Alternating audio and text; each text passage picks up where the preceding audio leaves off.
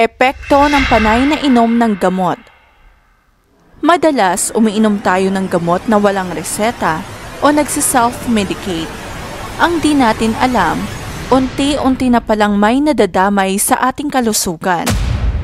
Pag-uusapan sa videong ito ang masamang epekto ng sobrang pag-inom ng iilang karaniwang gamot na madalas natin inumin pag may nararamdaman.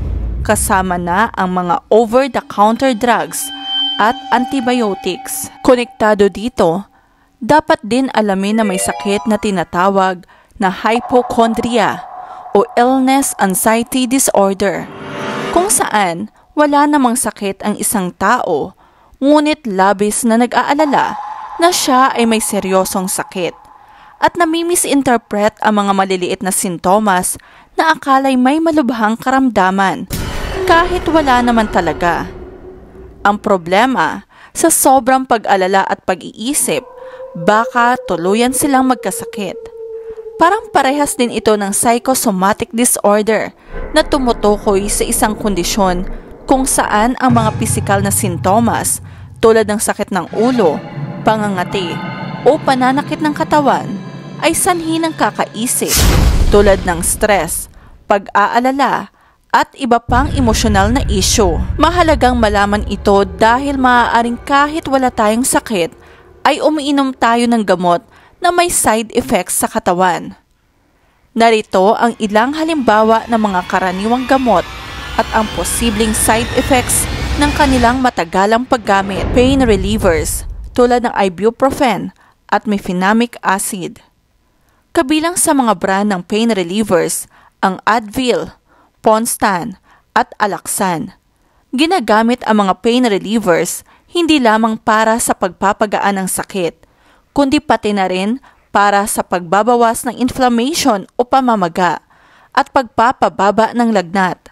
Ngunit ang sobrang pag-inom ng pain relievers ay maaaring makasanhi ng masamang epekto tulad ng mga sumusunod: gastrointestinal problems tulad ng ulcer at pagdurugo sa gastrointestinal tract, kidney damage, lalo na sa mga taong may existing kidney problems, high blood pressure, maaaring magpataas ng blood pressure, heart problems.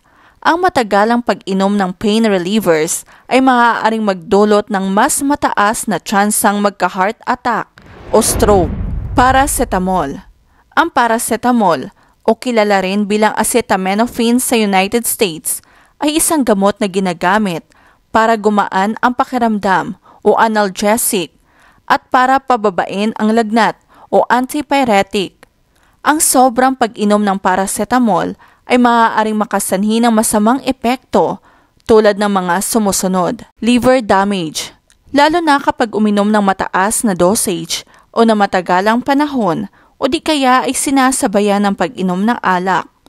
Ang atay ang pangunahing organ na nagpuproseso ng paracetamol at ang labis na paggamit nito, lalo na ang paglagpas sa maximum recommended daily dose, ay maaaring magresulta sa seryosong pagkasira ng atay.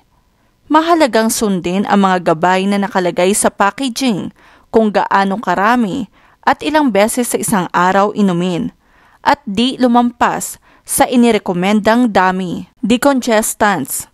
Ang decongestants ay mga gamot na ginagamit para mabawasan ang congestion o baradong ilong. Ito ay karaniwang ginagamit para sa paggamot ng mga sintomas ng sipon, trangkaso, at allergic rhinitis. Ang iilang brands ng decongestants sa Pilipinas ay Nuzep, Bioflu, at Decolgen. Ang sobrang pag-inom ng decongestants ay maaaring makasanhi ng masamang epekto tulad ng pagtaas ng blood pressure, kaya't hindi inirekomenda para sa mga taong may hypertension.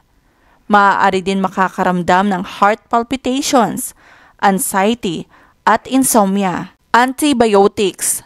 Ang antibiotics ay mga gamot na ginagamit para gamutin at maiwasan ang mga bacterial infections. Binabawasan o pinapatay nila ang pagdami ng bakterya sa katawan at ginagamit para sa iba't ibang uri ng bacterial infections. Ngunit ang hindi wastong paggamit ng antibiotics tulad ng pag-inom ng walang sapat na dahilan o hindi tinapos ang pag-inom ng gamot ayon sa reseta ng doktor ay nagdudulot ng antibiotic resistance kung saan ang mga bakterya ay nagiging immune sa mga gamot at nagpapahirap sa paggamot ng mga impeksyon. At ang labis na pag-inom ng antibiotics ay maaaring magdulot din ng side effects tulad ng pagkasira sa natural na balanse ng bakterya sa bituka. Ang ilang antibiotics ay kilala rin bilang nephrotoxic, ibig sabihin maaaring maging sanhi ng pinsala sa bato o kidney.